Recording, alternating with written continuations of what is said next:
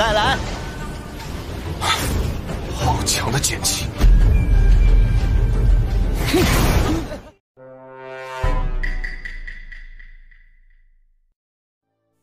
Halo guys, widih, bagaimana kabarnya nih? Semoga selalu sehat ya, amin. By the way, minal aidin wal faizin, mohon maaf lahir dan batin. Dan mohon maaf jika Mimin selalu membuat janji-janji palsu gimana gitu. Oke lah, jika kalian suka seperti biasa, langsung saja di subrek ya. Iya. Pada episode sebelumnya, setelah Lin Fei mendapat besi Phoenix yang luar binasa, Xin pun beralih ke puncak Mojian. Terlihat tetua Wu Yu dihampiri seniornya yang bernama Deng Yu dari hukuman puncak surgawi. Tetua Deng Yu sedikit heran karena jarang-jarang orang sesibuk Wu Yu bisa mengunjungi puncak Wenjian. Lalu dijawablah kalau kedatangannya ini hanya untuk menanyakan rumor yang beredar tentang segel Kaisar Iblis yang hampir saja terlepas. Namun untungnya Tianxing murid tetua Deng Yu berhasil menghalau bencana itu dengan nyawanya. Lalu di sini Deng Yu menjelaskan apa yang sebenarnya terjadi. Kalau ternyata Tianxing memanglah membawa berita itu. Namun yang pantas dipuji adalah murid Luo Shenxiao, yaitu Lin Fei. Karena ialah yang mempertaruhkan segenap jiwa dan raganya sehingga Tianxing bisa menyampaikan berita tersebut. Selain itu, tetua Deng Yu juga mendengar kalau ketua sekte memberinya hadiah untuk menempa senjata di puncak pedang tajam, dan ia berharap Wu Yu tidak mempersulitnya.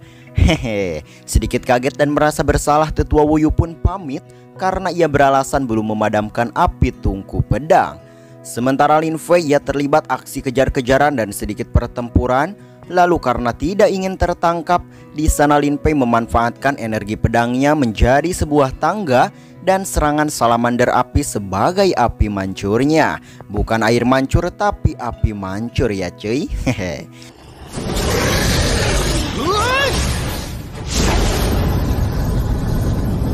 Dan singkat cerita, di puncak pedang tajam, tetua Wu Yu yang baru saja tiba, ia menanyakan keberadaan Lin Fei kepada Li Chun. Dan Li Chun yang sudah mempersiapkan jawaban, ia pun berkata kalau sewaktu gurunya pergi, tiba-tiba api bumi meledak. Dan ketika ia lengah, Lin Fei berhasil melepaskan diri. Sempat tidak percaya karena di dalam tungku ada sebuah pola untuk menghalau ledakan api bumi. Dan ditambah Lin Fei bisa menyingkirkan api berkoarnya, tetua Wu Yu pun mempercayainya. Karena di sini Li Chun berkata kalau ia melihat dengan mata kepalanya sendiri. Namun tiba-tiba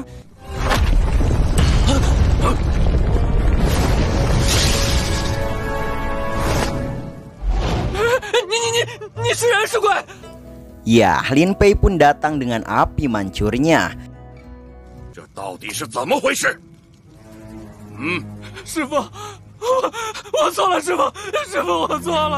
Di sini Lin Fei terlihat memiliki sesuatu yang akan ia diskusikan. Lalu kemudian karena Li Chun telah mengecewakan kepercayaan yang sang guru berikan, ia pun dijatuhi hukuman, yaitu diusir dari puncak pedang tajam dan harus berjaga di gunung pedang. Li Chun yang memohon untuk diberikan kesempatan, ia kembali ditegaskan kalau gurunya bisa mentolerin Li Chun yang mencari keuntungan dengan namanya. Namun karena ia berani membohonginya, maka tuailah apa yang kau tanam. Lalu singkat cerita, ternyata keputusan itu berasal dari usulan si Lin Fei. Dan kenapa tetua Wu Yu menurutinya? Karena ia ingin tahu kenapa Lin Fei sengaja menjatuhkan diri ke dalam tungku. Hah? Menjatuhkan diri? Bagaimana mungkin? Balas Lin Fei, itu hanyalah kecelakaan. Dan untungnya ia masih beruntung bisa keluar hidup-hidup. Wow, tetua Wu Yu sedikit menggerutu di dalam hatinya kalau ia tahu Lin Fei masih tidak mau memberitahunya. Di lain sisi, Lin Fei juga sama menggerutu kalau selama ia tidak mengatakannya, maka kau hanya bisa mengiranya saja. Dasar Pak Tua licik. Saat itu ketika tetua Wu Yu sudah tak memaksanya, kali ini ia pun mulai membicarakan tentang penempaan pedang dan beberapa jenis emas murni buatan biasa. Dan jika ingin benih pedang terbaik, maka Lin Fei membutuhkan setidaknya emas murni kelas 4, yang mana tetua Wu Yu sendiri pun baru hanya melihat beberapa kali saja dalam kurun waktu yang sangat lama.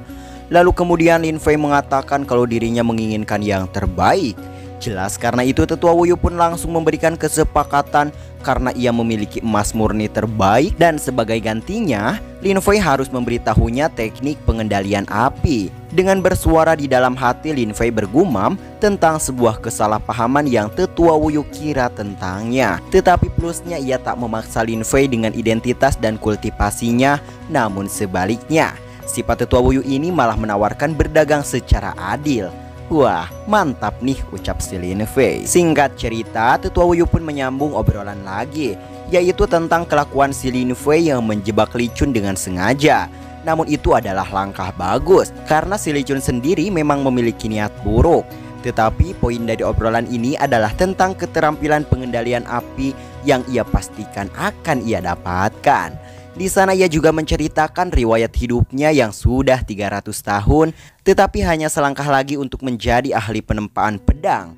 Yaps, yaitu keterampilan pengendalian api yang belum ia miliki. Karena begitu ingin mendapatkannya, ia mencoba membujuknya dengan beberapa tawaran lagi. Namun sayang, Lin Fei ternyata sudah memiliki benih pedang. Ia pun hanya berterima kasih kepada Tetua Wuyu. Pada saat Lin Fei memperlihatkan benihnya, betapa kagetnya ketika mendapati benih itu yang ternyata besi burung Phoenix. Dan pada saat itu pula ia mengetes keaslian besi tersebut dengan menggunakan darahnya. Terlalu bersemangat Tetua Wuyu yang tidak pernah menyangka akan melihat benda itu, ia pun mulai memvonis bahwa ia akan menyelesaikannya dengan waktu 7 hari. Bahkan ia akan menempanya secara pribadi. Lalu scene beralih ke ingatan Lin Fei di masa lalunya. Di flashback kali ini terlihat semua orang di sana sangat genjleng karena senior Ban Hu berhasil membuat pil emas dan mampu membelah gunung.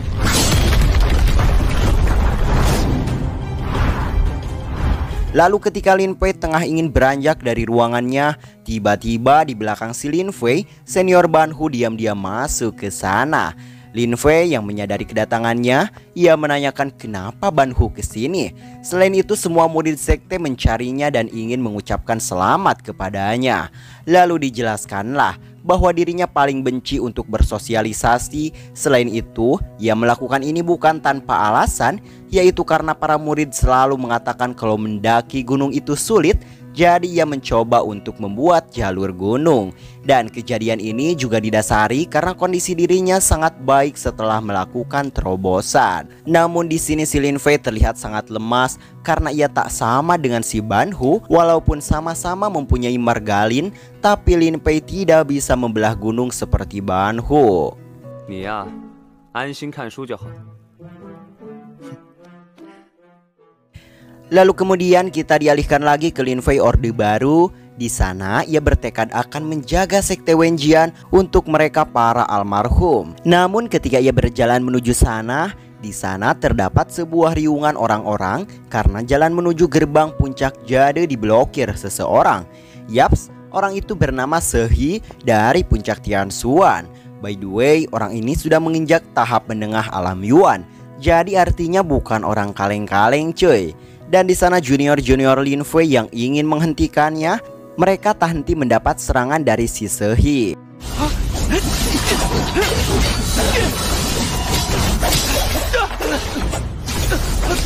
Lalu sebagai senior yang baik dan tidak sombong, Lin Fei mencoba menghentikan pertarungan itu. Lalu pergelutan pun terjadi.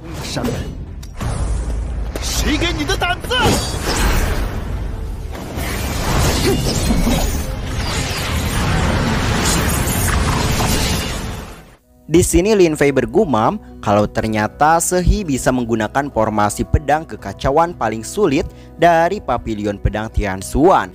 Sehi ia juga menyebut bahwa tidak semua orang dari puncak Yuheng itu sampah. Lalu pertarungan pun tak henti sampai di sini.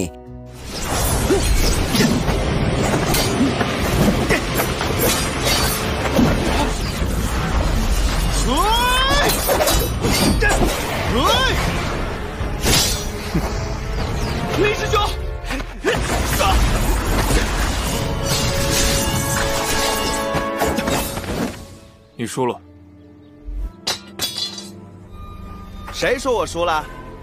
Lalu pertarungan pun tak hanya sampai di sini. Kali ini pertarungan dimulai lagi dengan Lin Fei yang mulai mengeluarkan Sword Chi yang sangat kuat. Nah, di sini Sehi dibuat takjub olehnya, akan tetapi tidak membuat dirinya gentar, cuy.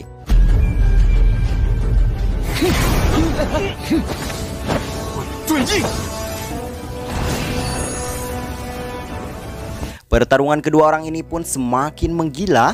Sampai-sampai aduan kekuatan antara mereka berhenti karena Lin Fei memakai strategi yang cerdik. 我输了。承让。天旋风，石河。玉衡风，林飞。 Sehi berharap ada kesempatan untuk melawannya di kompetisi murid inti. Sesudah mengusir para penonton gratisan, Lin Fei langsung menanyakan apa yang terjadi antara juniornya dan Sehi. Lalu junior ini pun menjawab bahwa masalah ini dimulai 1 bulan yang lalu.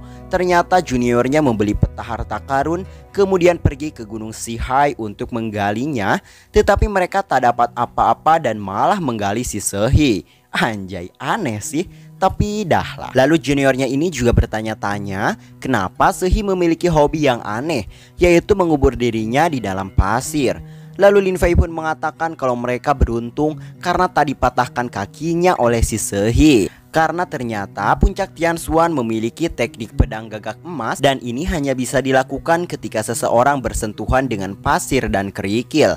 Anjay, pantesan nih. Lalu ketika Lin Fei akan pergi, juniornya memberikan sesuatu kepada Lin Fei sebagai tanda terima kasih. Begitu melihat benda itu, Lin Fei menanyakan di mana ia mendapatkan benda ini, lalu memintanya untuk tidak memberitahu siapapun tentang masalah ini, karena jika tersebar maka mereka akan dalam bahaya. Scene pun beralih di puncak Giok. Lin Fei memastikan bahwa benda yang dipegangnya ini adalah benar-benar mata surga.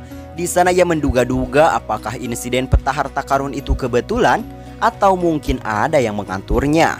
Namun ia juga bergumam dengan kekuatannya saat ini, Lin Fei masih jauh dari mampu untuk menginjakan kaki ke tempat itu. Yang jelas di sini belum dijelaskan tempat itunya tempat apaan, Mimin juga belum tahu.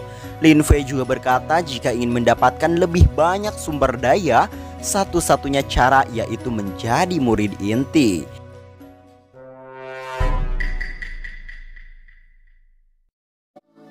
Oke lah, jadi untuk part kali ini segini dulu ya cuy. See you next video, thanks for watching and goodbye. Jangan lupa ngopi guys, ngopi.